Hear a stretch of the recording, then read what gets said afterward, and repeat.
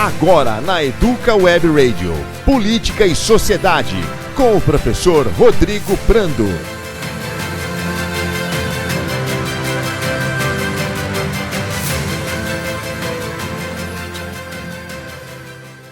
Olá amigos da Educa Web Radio, aqui é Rodrigo Prando e vamos nesse programa de hoje comentar a respeito do dia 25 de fevereiro de 2024, especificamente da Avenida Paulista, que recebeu um ato, uma manifestação de apoio ao ex-presidente Jair Messias Bolsonaro. Uma manifestação que foi, sem dúvida nenhuma, superlativa, uma manifestação que teve, independente das contas que são feitas pelos apoiadores e pelos opositores de Jair Bolsonaro, uma manifestação que tomou, de certa forma, a Avenida Paulista. Não apenas com paulistanos, com residentes no estado de São Paulo, mas de outras regiões do Brasil. A grande questão e a grande pergunta é: a demonstração realizada pelos bolsonaristas e por Jair Bolsonaro na Paulista muda algo em relação a tudo aquilo que no âmbito jurídico, nas investigações que correm no Supremo Tribunal Federal e que são investigações realizadas pela Polícia Federal, há alguma mudança? Vamos então entender algumas questões a respeito disso. Aqueles que negam que Jair Bolsonaro é um líder carismático e capaz de mobilizar multidões são aqueles que não são intelectualmente honestos. Jair Bolsonaro de um lado e o presidente Lula do outro são os dois únicos líderes políticos brasileiros que têm carisma, força e musculatura política suficiente para encher as ruas no Brasil.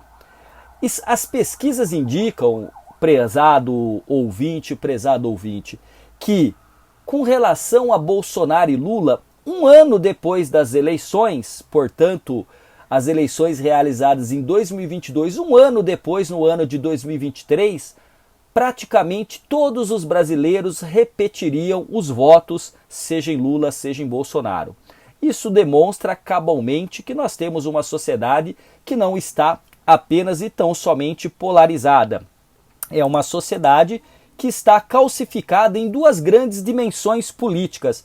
De um lado o lulopetismo e do outro lado o bolsonarismo, com suas manifestações políticas e com suas ideologias. Esta calcificação ela é trabalhada num livro chamado Biografia do Abismo, como a polarização divide famílias, desafia empresas e compromete o futuro do Brasil, de autoria de Felipe Nunes e Thomas Trauman. Esse livro ele mostra de maneira muito precisa, alicerçado sobre dados, aquilo que se confirmou no domingo na Avenida Paulista. Só aqueles que não acompanham as pesquisas e o atual estado da política brasileira desconfiaria que a manifestação seria um fiasco. Ela não foi. Agora, essa manifestação, em que pese ter sido superlativa, ela trará alguma modificação substantiva? Ela é capaz de constranger os ministros do Supremo Tribunal Federal? Ela é capaz de constranger especialmente o ministro Alexandre de Moraes a respeito das investigações ora em curso? Eu duvido. E eu duvido porque Bolsonaro já havia, noutra ocasião, em 2021, feito uma ameaça explícita a Alexandre de Moraes, e ele depois foi obrigado a retroceder numa carta intermediada pelo ex-presidente Michel Temer, tentando distensionar o ambiente que ele próprio, Bolsonaro, conflagrou. Ou seja, na situação em que Bolsonaro se encontra atualmente, ele é aquele que não foi reeleito, o primeiro presidente que, a partir do Estatuto da Reeleição, não é reeleito, lembrando que Fernando Henrique Cardoso foi reeleito, Lula foi reeleito, Dilma foi reeleita, mas não terminou o segundo mandato por conta do processo de impeachment. Bolsonaro é o primeiro que desde a reeleição não é reeleito. Além de tudo, Bolsonaro está condenado na Justiça Eleitoral à inelegibilidade, o que não permite que ele concorra nas próximas eleições.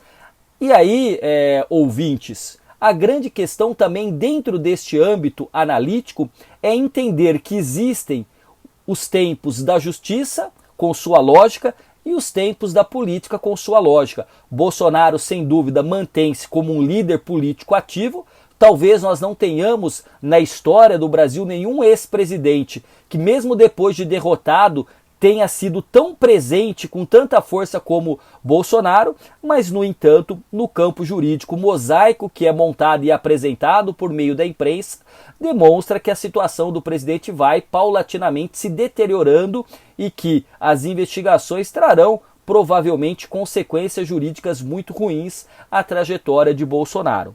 Então, quando nós pensamos na política, a política ela é uma grande busca do poder, mas além da conquista do poder, nos lembra Nicolau Maquiavel, é necessário a manutenção do poder e, na medida do possível, o aumento do poder, a extensão do poder. Bolsonaro conquistou o poder em 2018, foi derrotado em 2022, portanto já não teve a condição da manutenção do poder. E hoje não tem nenhuma expectativa, pelo menos no curto e no médio prazo, de aumentar o seu poder, embora não se diga que ele não é capaz de que com seu capital político transferir voto e conseguir influenciar nas eleições municipais. Mas a situação dele e do presidente do seu partido, Valdemar Costa Neto, são situações difíceis no âmbito das investigações que ocorrem. Vamos aguardar para ver o que será, pelo menos no curto e no médio prazo, até o meio do ano, a situação dessas duas figuras, Jair Messias Bolsonaro e Valdemar Costa Neto, para tentar fazer uma análise mais próxima do pleito da eleição municipal. Deixo a todos um forte e cordial abraço e em breve voltarei com nova análise a respeito dos dois discursos de Bolsonaro, um discurso de 2021 e o discurso de 2024. Até mais, amigos e amigas.